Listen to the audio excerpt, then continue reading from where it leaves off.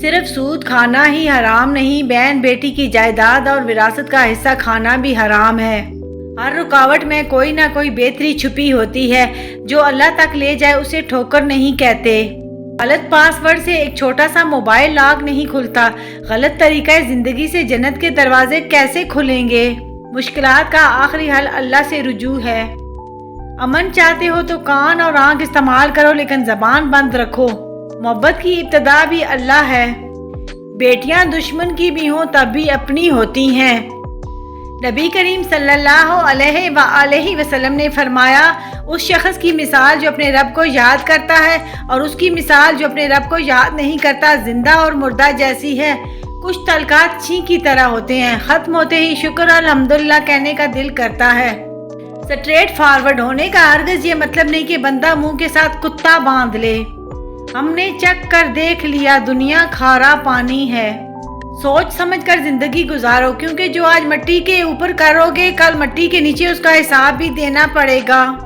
یہ وہ کمرہ عدالت ہے یہاں آپ کا کوئی رتبہ کام نہیں آئے گا، یہاں آپ کا کوئی وکیل نہیں ہوگا، یہاں آپ کے ساتھ کوئی بھی نہیں جائے گا، یہاں آپ کی دولت نہیں چلے گی، یہاں سے بھاگنے کا کوئی راستہ نہیں ہوگا، یہاں آپ کا چیخنا چلانا کوئی بھی نہیں سنے گا، یہاں آپ جھوٹ نہیں بول سکیں گے۔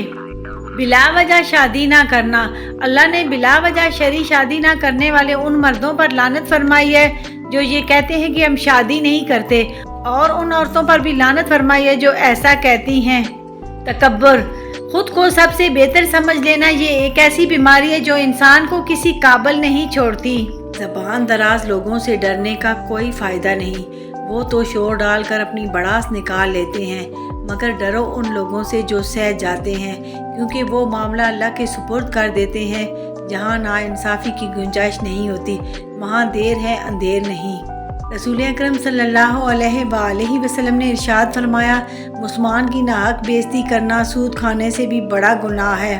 بدنام کرنے کا انجام۔ نبی کریم صلی اللہ علیہ وآلہ وسلم نے ارشاد فرمایا، جو شخص کسی کو بدنام کرنے کے لیے اس میں ایسی برائی بیان کرے جو اس میں نہ ہو تو اللہ تعالیٰ اسے دوزخ کی آگ میں قید رکھیں گے، یہاں تک کہ وہ اس برائی کو ثابت کر دے۔ وہ ثابت نہیں کر سکے گا۔ بہتان لگانے کا انجام۔ حضرت محمد صلی اللہ علیہ وآلہ وسلم نے فرمایا، جو کسی مومن یا مومنہ پر بہتان لگائے یا اس کی نسبت وہ بات کہے جو اس میں نہیں ہے، اللہ اس کو آگ کے پشتہ پر جگہ دے گا۔ رسول اکرم صلی اللہ علیہ وآلہ وسلم نے ارشاد فرمایا، جو کوئی کسی کا قصور معاف نہیں کرتا تو اللہ تعالیٰ بھی اس کا قصور معاف نہیں کرے گا۔ رسول اکرم صلی اللہ علیہ وآلہ وسلم نے ارشاد فرمایا، میری چاہت اور خواہش ہے کہ میری امت کے ہر فرد کے دل میں سورہ یاسین ہو۔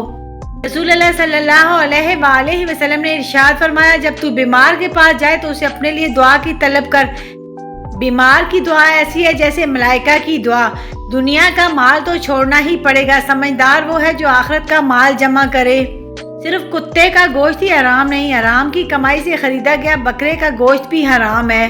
گھر بڑا ہو یا چھوٹا، مٹھاس نہ ہو تو انسان تو دور کی بات چیونٹیاں بھی نہیں آتی۔ انسان کی چاہت ہے کہ اڑنے کو پر ملے اور پرندے کی چاہت ہے کہ رہنے کو گھر ملے۔ خوش اخلاقی ایسا عطر ہے جسے جتنا زیادہ آپ دوسروں پر چھڑکیں گے اتنی ہی زیادہ خوشبو آپ کو اپنے اندر سے آئے گی، اور جب آپ اس زمین کو چھوڑیں گے تو آپ کی میراث وہ ساری محبت ہوگی جو آپ نے پیچھے چھوڑی ہے۔ 6 چیزیں مومن میں نہیں ہوتی: سخت گیری، ضد، حسد، لجاجت، جھوٹ اور سرکشی۔ بیٹیوں کے دکھ۔ ماں باپ کو جلدی بوڑھا کر دیتے ہیں، اپنی لاڈلی بیٹی کے آنسو ان کے دل پر گرتے ہیں۔ اللہ کسی کی بیٹی کو دکھ نہ دے، آمین۔ یہ زندگی صرف تب تک ہلکی ہے جب تک سارے بوجھ ماں اور باپ نے اٹھائے ہوں۔ آیا خالی، رہا خالی، گیا خالی، ہائے رے انسان تیری خستہ حالی۔ اپنی اندھیری قبر کو خود روشن کرنے کی تیاری کرے۔ آج زندہ انسان سے لوگ وفا نہیں کرتے، کل مٹی کے ڈھیر کے لیے دعا کون کرے گا؟ اگر کوئی شخص آپ کو عزت دیتا ہے تو اس کا یہ مطلب نہیں کہ آپ بہت عظیم انسان ہیں، بلکہ یہ کہ وہ شخص خود ایک اعلیٰ ظرف انسان ہے۔ جب دل میں میل، طبیعت میں ضد اور لفظوں میں مقابلہ آ جائے تو یہ تینوں جیت جاتے ہیں، بس صرف تعلقات اور رشتے ہار جاتے ہیں۔ زندگی ہی گزر گئی سب کو خوش کرنے میں، جو خوش ہوئے وہ اپنے نہیں تھے اور جو اپنے تھے وہ کبھی خوش نہ ہوئے۔ کرو سونے کے 100 ٹکڑے تو قیمت کم نہیں ہوتی، بزرگوں کی دعا لینے سے عزت کم نہیں ہوتی، ضرورت مند کو دلی سے خالی نہ لوٹاؤ، اللہ کے نام پر دینے سے دولت کم نہیں ہوتی۔ کسی نے برف سے پوچھا تم ہر وقت اتنی ٹھنڈی کیسے رہ لیتی ہو؟ برف نے بڑا اچھا جواب دیا، میرا ماضی بھی پانی اور مستقبل بھی پانی ہے تو گرمی کس بات کی؟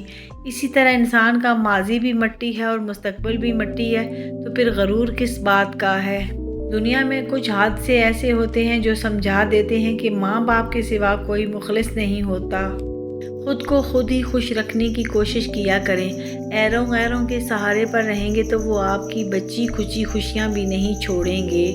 ماں ایک ایسا بینک ہے جہاں آپ ہر احساس اور دکھ جمع کرا سکتے ہیں۔ ماں کی آواز سکون دیتی ہے چاہے وہ فون پہ بھی کیوں نہ ہو۔ اگر آپ درد محسوس کرتے ہیں آپ زندہ ہیں، لیکن اگر آپ دوسروں کے درد کو محسوس کرتے ہیں تو آپ انسان ہیں۔ ماں وہ ہستی ہے جس کی دعاؤں سے رحمت برستی ہے۔ آسمان کا بہترین تحفہ انسان کے لیے ماں ہے۔ رشتے اگر تھوڑے بکھر جائیں تو سمیٹنے والے کم اور آگ لگانے والے بڑھ جائیں گے۔ رشتہ انسانوں سے بنایا جاتا ہے، رشتے کی آڑ میں سانپ سے پالا پڑ جائے تو رشتہ ختم کر دے۔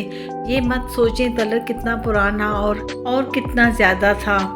کالی رات میں 2 کالے پہاڑوں کے درمیان ایک چیونٹی رینگ رہی ہے، اس چیونٹی کے رینگنے سے جو نشان پڑ رہے ہیں وہ بھی اللہ دیکھ رہا ہے۔ قبر کی اندرونی خوبصورتی کے لیے خود محنت کرو، کیونکہ گھر والے صرف باہر سے ماربل لگا کر بھول جائیں گے۔ زلزلے سے جس طرح بھاگ کر لوگ گھروں اور دفتروں سے نکلتے ہیں، اسی طرح اگر اذان کی آواز سن کر نکلیں تو زلزلے ہی نہ آئیں۔ کسی نے پوچھا زندگی کیا ہے؟ ایک گجر صاحب نے سب سے خوبصورت جواب دیا، زندگی ایک کٹا ہے، ایک باندھو تو دوسرا کھل جاتا ہے۔ آگے بڑھیں، اگر تو موڑ نہیں سکتے تو بھاگو، بھاگ نہیں سکتے تو چلو، چل نہیں سکتے تو رینگو، لیکن آگے بڑھنا نہ چھوڑو۔ ہتھوڑے کے آخری وار سے پتھر ٹوٹ جاتا ہے، لیکن اس کا یہ مطلب نہیں کہ پہلے وار بیکار تھے۔ حقیقت بس یہ ہے کہ کامیابی مسلسل کوششوں کا نتیجہ ہوتی ہے۔ کسی مشکل میں کسی بزدل سے کوئی مشورہ مت کرنا، کیونکہ وہ تمہاری بچی ہوئی ہمت کو بھی ختم کر دے گا۔ بچپن میں سنتے تھے انسان مر جائے تو اس کی روح بھٹکتی ہے، اب ہم دیکھ رہے ہیں کہ انسان کی روح مر گئی اور جسم بھٹک رہا ہے۔ فطرت کے عطیات میں سب سے بڑا عطیہ پرسکون نیند ہے۔ مطمئن نیند کی قدر اس سے پوچھو جس کو خواب اور ادویات کے سہارے درکار ہوں۔ تنگ دستی میں سخاوت کرنا، غصے میں سوچ کر بولنا اور طاقت ہوتے ہوئے معاف کرنا افضل ترین نیکیوں میں سے ہیں۔ قوت برداشت شان کو بلند کرتی ہے۔ توکل، شکر اور صبر کی راہوں سے گزر کر ہی رب کی رضا نصیب ہوتی ہے۔ ماں کے بعد اگر کوئی سب سے زیادہ دعائیں دینے والا ہے تو وہ بہنیں ہوتی ہیں۔